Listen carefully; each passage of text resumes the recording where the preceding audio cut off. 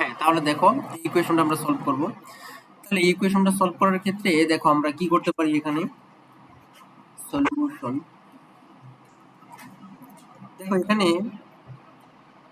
এই যে বিষয়টা আছে না, এটাকে যেভাবে আছে সেভাবে লিখে দেওয়া আছে √8x + 9 - √2x + 15 যা আছে তাই 2x - 6।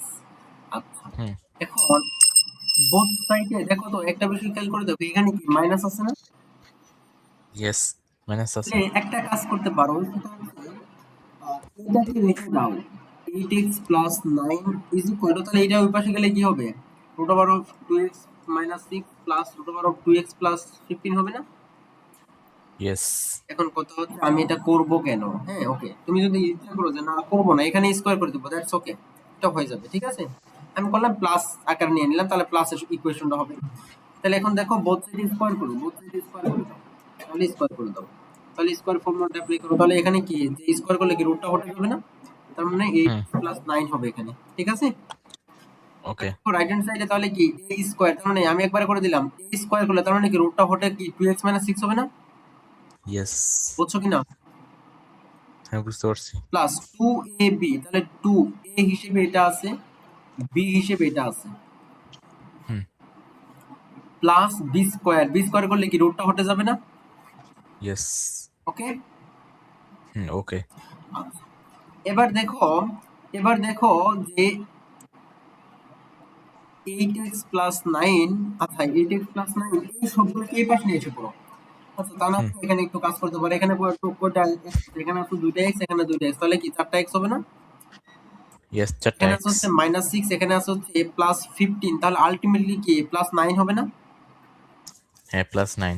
এখানে যা আছে তাই থাকুক, 2x - 6 √2x + 15।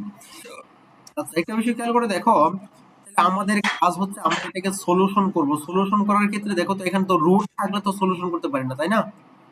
হুম আব্দুল্লাহ, তাই না? আমরা কি করব, রুটটাকে হটাবো, আমাদের উদ্দেশ্য এটা রুটটাকে হটানো, ঠিক আছে।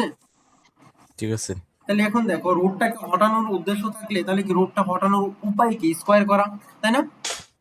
হ্যাঁ তাই। দেখো খেয়াল করে দেখো, তুমি যদি এমনি যেমনি আছে এমনি যদি স্কয়ার করে দাও, তাহলে কি এর কোনো সমাধান পাবা? দেখো কি আসতেছে, পাবা না, অবভিয়াসলি পাবা না। এজন্য করব কি আমরা, এই যে যে এক্স এবং কনস্ট্যান্ট যুক্ত টার্মগুলোকে বাম পাশে নিয়ে এসে পড়ো, তাহলে কি লেখা যায় 8x + 9, এটাকে এই পাশে নিয়ে আসলে কি হবে, -4x - 9 যা আছে তাই, ওকে ঠিক আছে।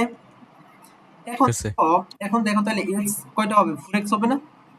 এটা তো কাটা, ইয়েস ইকুয়াল টু এখানে যা আছে তাই থাকলো 2x - 6 2x।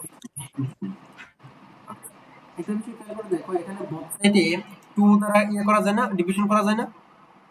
ইয়েস তাহলে 2 দ্বারা ডিভিশন করলে এই পাশে থাকবে হচ্ছে 2x এটা যা আছে তাই থাকবে 2x - 6 2x + 15। খেয়াল করে দেখো, এখন যদি তুমি বোথ সাইডে স্কয়ার করে দাও তাহলে রুটটা হটে যাবে, তাই না? হুম বিষয়টা বুঝতে পারছো আমার কথা? দেখো আমি কোন দিকে মানে মোড়টা ঘুরে কোন দিকে নিয়ে গেছি। আমি এখানে স্কয়ার করে দেখলাম যে এটাকে আমার রুটটা হটাতে হবে, এজন্য সবগুলোকে এক পাশে নিয়ে এসে শুধু এই যে এইটুকুকে এখানে রাখছি, কারণ এটা যদি আমরা স্কয়ার করে দিই তাহলে রুটটা হটে যাবে, ঠিক আছে। হুম ঠিক আছে। এখন দেখো তাহলে এই পাশে থাকবে কি, স্কয়ার করে দাও, তাহলে এই পাশে থাকবে হচ্ছে এই পাশে থাকবে 4x², আর এই পাশে দেখো এই স্কয়ারটা কি দুইটার উপরেই আছে না?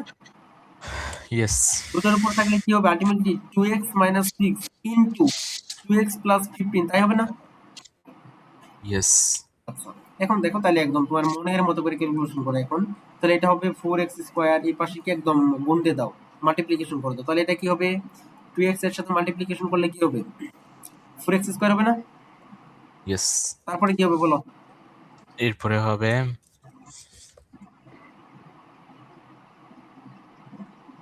বলো বলো, দ্রুত বলো।